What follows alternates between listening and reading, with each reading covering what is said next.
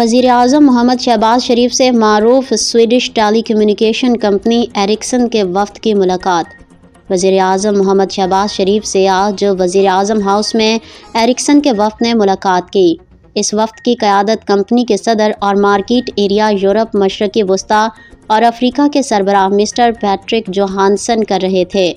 وزیر اعظم نے وفد کا خیر مقدم کیا اور پاکستان میں ایرکسن کی 6 دہائیوں پر محیط سرمایہ کاری اور ملک کے ٹیلی کمیونیکیشن سیکٹر کی ترقی میں اس کے کردار کو سراہا۔ ملاقات میں اقتصادی ترقی، پیداواری صلاحیت اور عوامی خدمات کی فراہمی کے لیے اگلی نسل کے ڈیجیٹل رابطے کی اہمیت پر گفتگو ہوئی۔ وزیر اعظم نے 5G سمیت جدید نیٹ ورکس میں ایرکسن کے عالمی تجربات سے استفادہ حاصل کرنے میں پاکستان کی دلچسپی کو اجاگر کیا اور قومی ضروریات کے مطابق محفوظ اور پائیدار IT انفراسٹرکچر کی ترقی یقینی بنانے کے عزم کا اعادہ کیا۔ پاکستان اور متحدہ عرب امارات کے درمیان پری امیگریشن کلیئرنس پر اتفاق۔ وفاقی وزیر داخلہ محسن نقوی سے ڈائریکٹر جنرل کسٹمز و پورٹ سیکیورٹی احمد بن لاہج الفلاسی کی سربراہی میں متحدہ عرب امارات کے اعلیٰ سطح وفد نے ملاقات کی، جس میں امیگریشن کے عمل کو مزید سہل بنانے پر تفصیلی تبادلہ خیال کیا گیا۔ پاکستان اور متحدہ عرب امارات کے درمیان اس دوران پری امیگریشن کلیئرنس کے حوالے سے باضابطہ معاہدے پر اتفاق کیا گیا۔ وفاقی وزیر داخلہ محسن نقوی نے بتایا کہ اس نئے نظام کا آغاز ابتدائی طور پر پائلٹ منصوبے کے تحت کراچی سے کیا جائے گا۔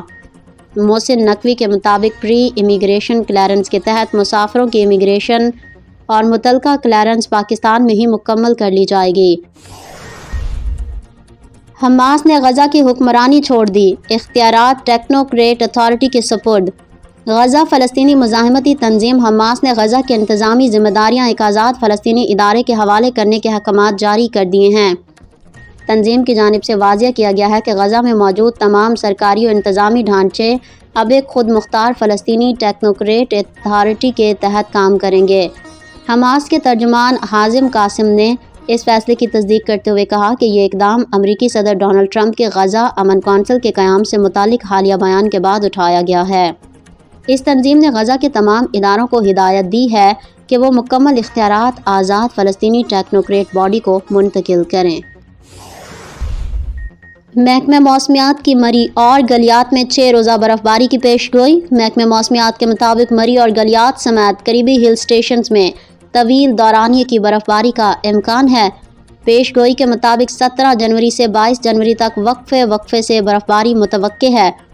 پاکستان موسمیاتی محکمے کے نیشنل ویدر فورکاسٹنگ سینٹر کی جانب سے جاری 10 روزہ پیش گوئی میں بتایا گیا ہے کہ مری، گلیات اور ملحقہ علاقوں میں آئندہ دنوں کے دوران سردی کی شدت میں اضافہ ہوگا، جبکہ پیش گوئی کے دوسرے حصے میں سرد موسم مزید سخت ہونے کا امکان ہے۔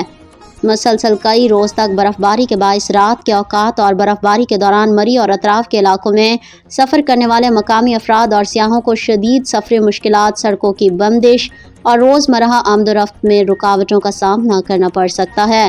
حکام نے شہریوں اور سیاحوں کو ہدایت کی ہے کہ وہ سفر کی پیشگی منصوبہ بندی کریں، اپنی گاڑیوں کو برف باری اور شدید سرد موسم کے لیے تیار رکھیں اور 17 جنوری کے قریب متوقع موسمی تبدیلیوں سے باخبر رہیں۔